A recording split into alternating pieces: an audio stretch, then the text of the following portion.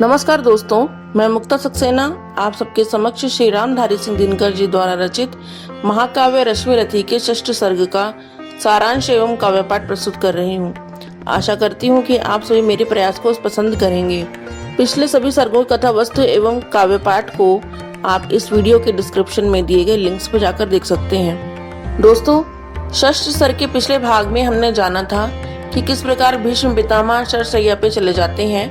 तब कर्ण उनसे युद्ध में प्रवेश करने की अनुमति लेने जाते हैं। तब पितामह उसे कहते हैं कि वह दुर्योधन से कहे कि मन का बैर भुलाकर अपने पांडव भाइयों से संधि कर ले और युद्ध समाप्त कर दे। परंतु कर्ण कहते हैं कि अब संधि से क्या लाभ, युद्ध तो होकर रहेगा, आप तो मुझे युद्ध में विजय होने का आशीर्वाद दें।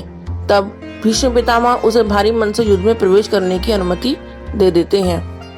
अब आगे द्रोणाचार्य के मार्गदर्शन में कर्ण के युद्ध क्षेत्र में प्रवेश करते ही कौरवों की सेना में खुशी की लहर फैल जाती है।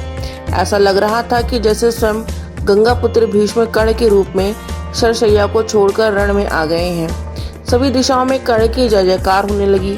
कर्ण के युद्ध में प्रवेश करते ही पांडवों की सेना को प्रचंड युद्ध का सामना करना पड़ा। झंझा की घोर झकोर चली, डालों को तोड़ मरोड़ चली, पेड़ों की जड़ टूटने लगी, हिम्मत सबकी छूटने लगी। ऐसा प्रचंड तूफान उठा, पर्वत का भी हिल प्राण उठा। सेना को इस प्रकार व्याकुल देखकर श्री कृष्ण ने अर्जुन को सावधान रहने का निर्देश दिया। श्री कृष्ण ने कहा कि तुम कर्ण की शस्त्र विद्या से अनभिज्ञ हो। वो तो बहुत बड़ा व्रतधारी और कुशल योद्धा है। वो उस आग के समान है जिसके लगने और फैलने के बाद कुछ भी शेष नहीं रहता। इसलिए तुम भी कमर कस लो, अब विलंब घातक होगा। अगर तुमने युद्ध में अपना स्थान नहीं संभाला तो इस युद्ध का निपटारा आज ही हो जाएगा। अर्जुन भी कृष्ण की बात सुनकर दुगने उत्साह से युद्ध करने लगे। अर्जुन, विलंब पातक होगा, शैथिल्य प्राण घातक होगा। उठ जाग वीर, मूढ़ता छोड़, धर धनुष बाण अपना कठोर। तू नहीं जोश में आएगा, आज ही समर चुक जाएगा। दोस्तों, यहाँ देखने योग्य दृश्य था कि एक ही जननी के दो लाल महापराक्रमी महाविकराल एक दूसरे से युद्ध करने आमने सामने हैं। ये वही क्षण था जिसका भय कुंती के हृदय में बैठा हुआ था। कर्ण और अर्जुन के बीच परस्पर 5 दिनों तक युद्ध चलता रहा। इसी बीच पुत्र अभिमन्यु के क्रूरतापूर्ण वध की सूचना सुनकर अर्जुन शोकाकुल हो गए। उन्होंने क्रोधित होकर प्रण लिया कि अगले दिन संध्या काल तक जयद्रथ को नहीं मार दिया तो मैं समचिता में जल जाऊंगा। अगले दिन अर्जुन जयद्रथ का वध नहीं कर सके और तभी आसमान ने करवट ली। सूर्यदेव थोड़ी देर के लिए बादलों में छुप गए। सूर्यास्त का सा दृश्य उपस्थित हो गया। तब अर्जुन ने संध्या काल समझकर प्रण पूरा न हो पाने पर निराश होकर अपने लिए चिता सजा ली। तब यह दृश्य देखने के लिए जयद्रथ उनके सामने आ गया। तभी सूर्यदेव बादलों में से पुनः निकल आए और तब अर्जुन ने जयद्रथ का वध करके अपना प्रण पूर्ण किया। इस युद्ध में धर्म को ताक पर रखकर अधर्म, छल और कूटनीति का सहारा लेकर बल प्रयोग किया गया, शस्त्र प्रयोग किया गया और यह प्रयोग दोनों तरफ से हुआ। चाहे अभिमन्यु वध हो, अश्वत्थामा वध, द्रोणाचार्य वध, भूरिश्रवा वध अथवा भीष्म पितामह वध हो, छल, अन्याय एवं अधर्म का प्रयोग दोनों पक्षों में हुआ। इसलिए कहा गया था, महाभारत का युद्ध धर्म नहीं अधर्म है। क्या आश्चर्य की युद्ध में प्रवृत्त होने पर कौरव और पांडव दोनों ने पाप किए। दोनों ने विजय प्राप्त करने के लिए सन्मार्ग का त्याग कर दिया। इसके बाद श्री कृष्ण ने कूटनीति चलते हुए घटोत्कच को कौरवों की सेना का वध करने के लिए बुलाया, क्योंकि कर्ण का पांडव सेना पर भयानक कोप चल रहा था। नटनागर ने इसलिए युक्ति का नया योग संधान किया। एक अग्नि हव्य के लिए घटोत्कच का हरि ने आवाहन किया। बोले, बेटा क्या देख रहा, हाथ से विजय जाने पर है। अब सबका भाग्य एक तेरे कुछ कर्तव्य दिखलाने पर है। उसके प्रवेश करते ही युद्ध में कौरवों की सेना में हाहाकार मच जाता है और तब दुर्योधन कर्ण से कहने लगता है कि अर्जुन का मस्तक तो अभी दूर है।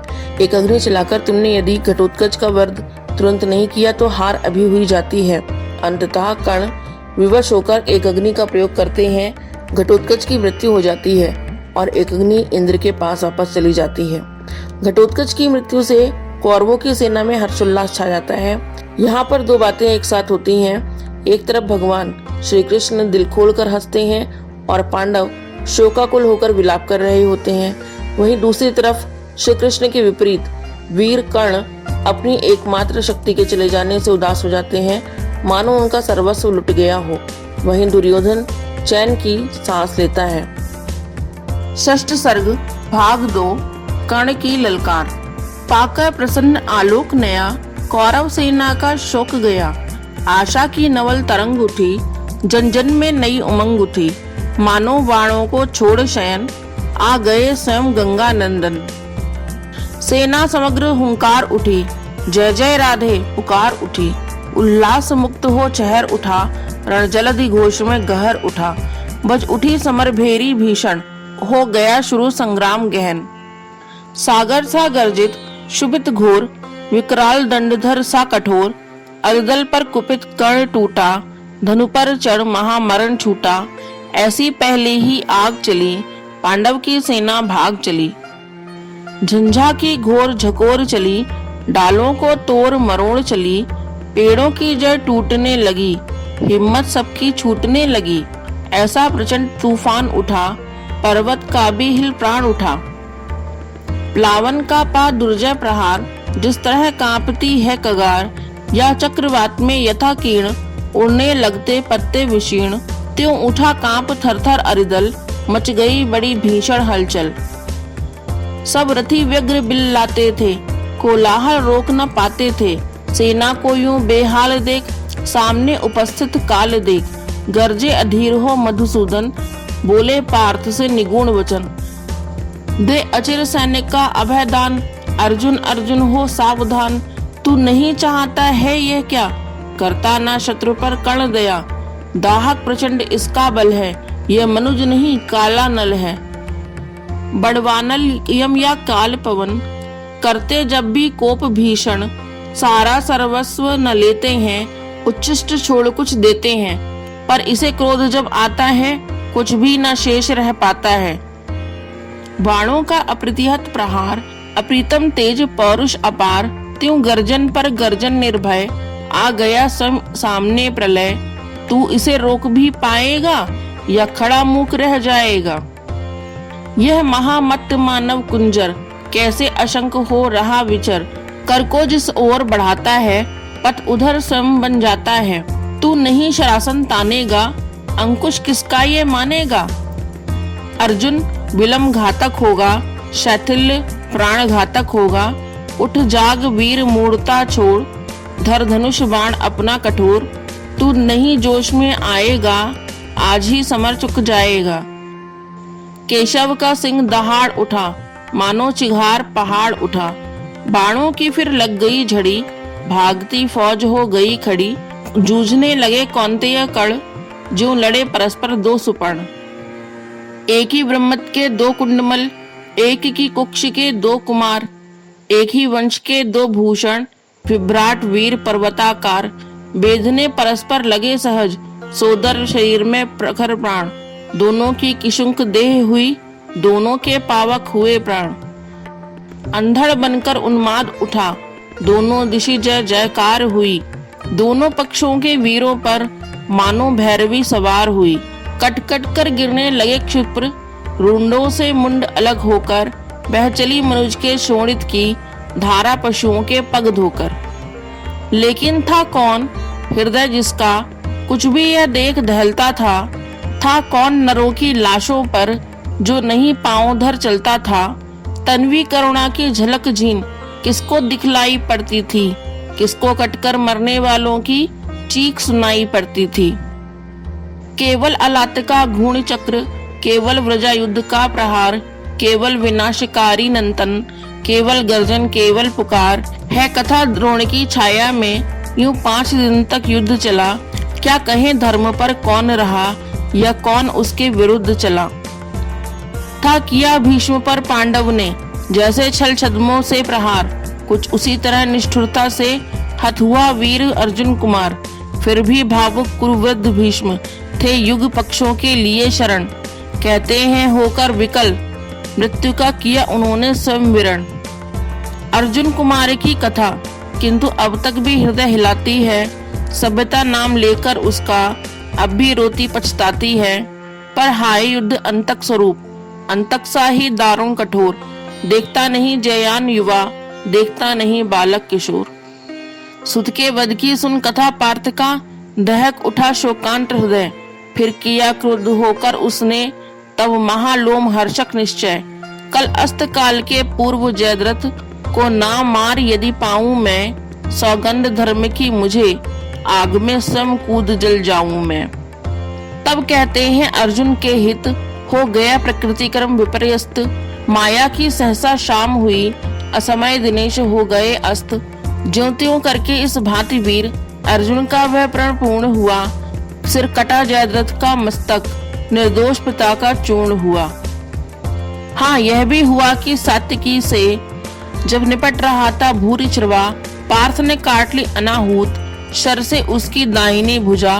और भूरि श्रवा अनशन करके जब बैठ गया लेकर मुनिव्रत, सात्यकी ने मस्तक काट लिया जब था वह निश्चल योग निरत।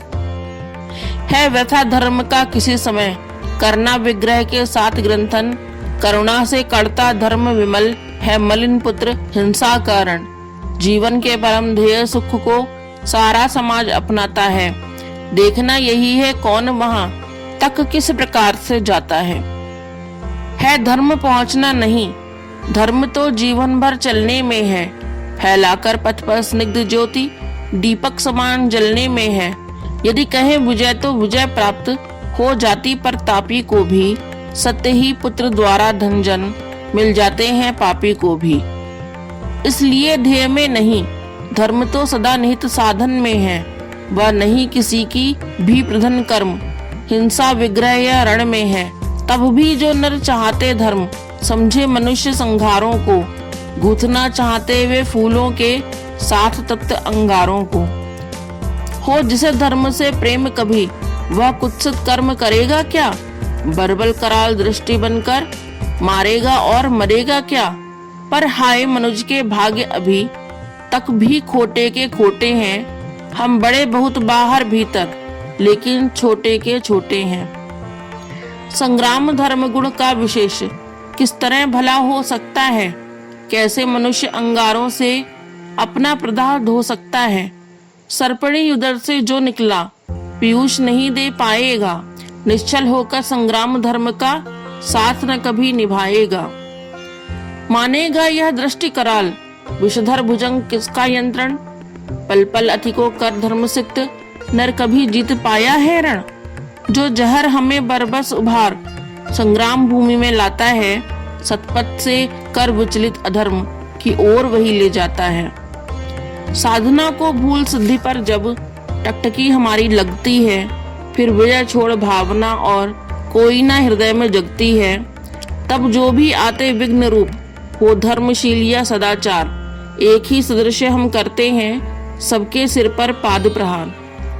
उतनी ही पीड़ा हमें नहीं होती है इन्हें कुचलने में, जितनी होती है रोज कंकड़ों के ऊपर हो चलने में। सत्य ही ऊर्ध्वलोचन कैसे नीचे मिट्टी का ज्ञान करें। जब बड़ा लक्ष्य हो खींच रहा, छोटी बातों का ध्यान करें। चलता हो अंध ऊर्ध्वलोचन, जानता नहीं क्या करता है। नीच पथ में है कौन, पांव जिसके मस्तक पर धरता है। काटता शत्रु को वह, लेकिन साथ ही धर्म कट जाता है। फाड़ता विपक्षी को अंतर, मानवता का फट जाता है। वासना वग्न से जो निकला, कैसे हो वो सुयोग कमल। देखने हमें देगा वह क्यों, करुणा का पंथ सुगम शीतल। जब लोभ सिद्धि का आंखों पर माड़ी बनकर छा जाता है, तब वह मनुष्य से बड़े बड़े दुश्चिंत कृत्य करवाता है। फिर क्या विस्मय, कौरव पांडव भी नहीं धर्म के साथ रहे। जो रंग युद्ध का है, उससे उनके भी अलग न हाथ रहे। दोनों ने कालिक छुई शीश पर, जय का तिलक लगाने को। सतपथ से दोनों डिगे, दौड़कर विजय बिंदु तक जाने को। इस विजय द्वंद के बीच युद्ध के दाहक कई दिवस बीते, पर विजय किसे मिल सकती थी जब तक थे द्रोण कर्ण जीते। था कौन सत्य पथ पर डटकर, जो उनसे योग समर करता। धर्म से मारकर उन्हें जगत में अपना नाम अमर करता।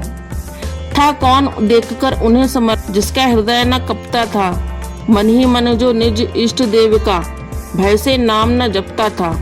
कमलों के वन को जिस प्रकार विदलित करते मदकल कुज्जर थे, विचर रहे पांडव दल में त्यों मचा ध्वंस दोनों नरवर। संग्राम बुभुक्षा से पीड़ित सारे जीवन से छला हुआ, राधे पांडवों के ऊपर दारुण अमर्ष से जला हुआ।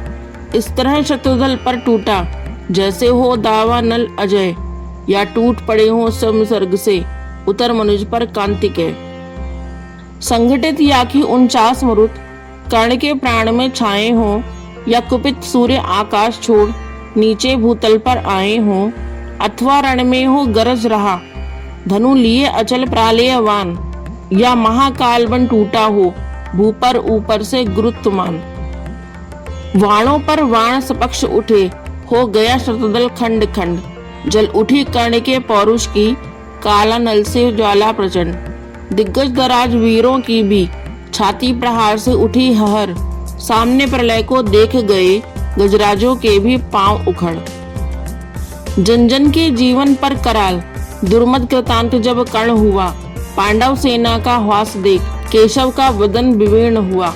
सोचने लगे छूटेंगे क्या सबके विपन्न आज ही प्राण, सत्य ही नहीं क्या है कोई इस कुपित प्रलय का समाधान। है कहाँ पार्थ, है कहाँ पार्थ, राधे गरजता था क्षण क्षण, करता क्यों नहीं प्रकट होकर अपने कराल प्रतिभट से रण। क्या इन्हीं मूलियों से मेरी रणकला निपट रह जाएगी, या किसी वीर पर भी अपना वह चमत्कार दिखलाएगी। हो छिपा जहां भी पार्थ सुने, अब हाथ समेटे लेता हूँ सबके समक्ष दयरथ रण की, मैं उसे चुनौती देता हूँ। हिम्मत हो तो वह बड़े व्यू से निकल जरा सम्मुख आए, दे मुझे जन्म का लाभ, और साहस हो तो खुद भी पाए। पर चतुर पार्थ सारथी आज रथ अलग अलग नचाए फिरते थे, कर्ण के साथ द्वैरथ रण से शिष्य को बचाए फिरते थे। चिंता थी एक अग्नि कराल, यदि द्वैरथ युद्ध में छूटेगी, पार्थ का निधन होगा, किस्मत पांडव समाज की फूटेगी। नटनागर ने इसलिए युक्ति का नया योग संधान किया, एक अग्नि हव्य के लिए घटोत्कच का हरि ने आवाहन किया। बोले बेटा क्या देख रहा, हाथ से विजय जाने पर है, अब सबका भाग्य एक तेरे कुछ कर्तव्य दिखलाने पर है। यह देख कर्ण की विषिक वृष्टि कैसे कराल झड़ लाती है, गो के समान पांडव सेना भय विकल भागती जाती है। तिल पर भी भूमि न कहीं खड़े हो, जहां लोग सुस्थिर क्षण भर, सारी रणभू पर बरस रहे एक ही कर्ण के वाण प्रखर। यदि इसी भांति सब लोग मृत्यु के घाट उतरते जाएंगे, कल प्रातः कौन सेना लेकर पांडव संगर में आएंगे। है विपद की घड़ी, कर्ण का निर्भय गाढ़ प्रहार रोक, बेटा जैसे भी बने पांडवी सेना का संहार रोक। फूटे ज्यों वहनी मुखी पर्वत, ज्यों उठे सिंधु में प्रलय ज्वार, कूटा रण में त्यों महाघोर, गर्जन कर दानव किमाकार। सत्य ही असुर के आते ही रण का वह क्रम टूटने लगा, कौरवी अनी भयभीत हुई, धीरज उसका छूटने लगा। है कथा दानवों के कर में थे बहुत बहुत साधन कठोर, कुछ ऐसे भी जिन पर मनुष्य का चल पाता था नहीं जोर। उन अगम साधनों के मारे कौरव सेना चिंगार उठी, ले नाम कर्ण का बार बार व्याकुल कर हाहाकार उठी। लेकिन अजस्त्र शर वृष्टि निरत, अनवरत युद्धरत धीर कर्ण, मन ही मन था हो रहा स्वयं इस रण से कुछ विस्मित विवर्ण। बाणों से तिल भर भी अभिद था कहीं नहीं दानव का तन, पर हुआ जा रहा था वह पशु पल पल कुछ और अधिक भीषण। जब किसी तरह भी नहीं रुद्ध हो सकी महादानव की गति, सारी सेना को विकल देख बोला कर्ण से सम कुरुपति, क्या देख रहे हो सखे, दस्यु ऐसे क्या कभी मरेगा यह, दो घड़ी और जो देर हुई सबका संहार करेगा यह। हे वीर विलपते हुए सैन्य का अचिर किसी विधि त्राण करो, अब नहीं अन्य गति आंख मूंद एक अग्नि का संधान करो। अरि का मस्तक है दूर, अभी अपनों के शीश बचाओ तो, जो मरण पाश है पड़ा, प्रथम उसमें से हमें छुड़ाओ तो। सुन सहम उठा राधे, मित्र की ओर फेर निज चकित नयन, झुक गया विवशता में कुरुपति का, अपराधी कातर आनंद। मन ही मन बोला कर्ण, पार्थ तू वै का बड़ा बली निकला, या यह कि आज फिर एक बार मेरा ही भाग्य छली निकला। रहता आया था मुदित कर्ण, जिसका अजय संबल लेकर था किया प्राप्त, जिसको उसने इंद्र को कवच कुंडल देकर, जिसकी करालता में जय का विश्वास अभय हो पलता था, केवल अर्जुन के लिए उसे राधे जुगाए चलता था। वह काल सर्पणी की जिह्वा, वह अटल मृत्यु की सगी सुसा, घातकता की वाहनी शक्ति, यम की प्रचंड वह अनल रसा। लपलपा आग सी एक अग्नि, तूड़ीन छोड़ बाहर आई, चांदनी मंद पड़ गई समर में, दाहक उज्ज्वलता छाई। कर्ण ने भाग्य को ठोक उसे आंखें दानव पर छोड़ दिया, विहल हो कुरुपति को विलोक, फिर किसी और मुख मोड़ लिया। उस असुर प्राण को भेद दृष्टि सबकी क्षण भर त्रासित करके, एक अग्नि ऊपर लीन हुई अंबर को उद्भासित करके। पा धमक धराधस उछल पड़ी, ज्यों गिरा दस्यु पर्वताकार, हा हा की चारों ओर मची, पांडव गल में व्याकुल पुकार। नरवीर युधिष्ठिर नकुल भीम, रह सके कहीं कोई ना धीर, जो जहां खड़े थे लगे वहीं, करने कातर क्रंदन गंभीर। सारी सेना थी चीख रही, सब लोग व्यग्र बिल खाते थे, पर बड़ी विलक्षण बात, हंसी नट नागर रोक न पाते थे। टल गई विपद कोई सिर से, या मिली कहीं मन ही मन जय, क्या हुई बात यह देख हुए केशव इस तरह विगत संशय। लेके समर को जीत कर, निज वाहिनी को प्रीत कर, वलयित गहन गुंजार से, पूजित परम जय कार्य से। राधे संगर से चला, मन में कहीं खोया हुआ, जय घोष की झंकार से आगे कहीं सोया हुआ। हारी हुई पांडव चमू में हंस रहे भगवान थे, पर जीत कर भी कर्ण के हारे हुए से प्राण थे। क्या सत्य ही जय के लिए केवल नहीं बल चाहिए, कुछ बुद्धि का भी घात, कुछ छल छद्म कौशल चाहिए। क्या भाग्य का आघात है, कैसी अनोखी बात है, मोती छिपे आते किसी के आंसुओं के तार में, हंसता कहीं अभिशाप ही आनंद के उच्चार में। मगर यह कर्ण की जीवन कथा है, नियति का भाग्य का इंगित वृथा है। मुसीबत को नहीं जो झेल सकता, निराशा से नहीं जो खेल सकता, पुरुष क्या श्रृंखला को तोड़ करके चले आगे नहीं जो जोड़ करके। समाप्त।